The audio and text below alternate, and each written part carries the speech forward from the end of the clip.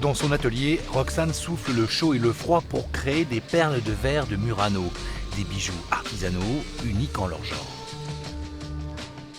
Et c'est un super matériau, c'est infini tout ce qu'on peut faire avec, il y a vraiment beaucoup de techniques différentes à apprendre et ça c'est chouette. C'est ce qui m'a tenu moi sur le temps, d'apprendre une technique l'une après l'autre jusqu'à en maîtriser le plus possible pour pouvoir les combiner.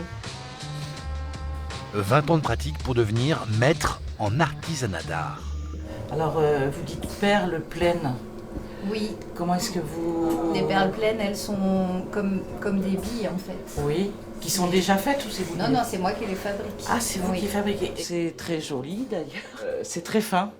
Travailler le verre comme ça, c'est vraiment très très joli. Très joli. J'habite aussi à Togon, je voyais toujours la pancarte. Et aujourd'hui, je me suis dit, je vais m'arrêter. La fabrication de perles de verre est un savoir ancestral vieux de plus de 3500 ans. Depuis une vingtaine d'années, elle connaît un nouvel essor, marqué par un retour aux racines du métier. Roxane, elle, organise des stages dans son atelier tous les mois pour transmettre son savoir.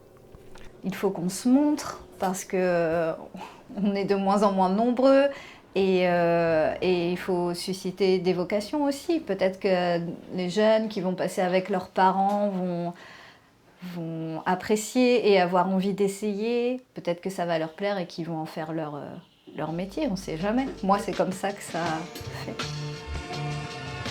Des gestes précis, le résultat est à chaque fois surprenant, presque magique, par les nuances que reflètent ces perles précieuses.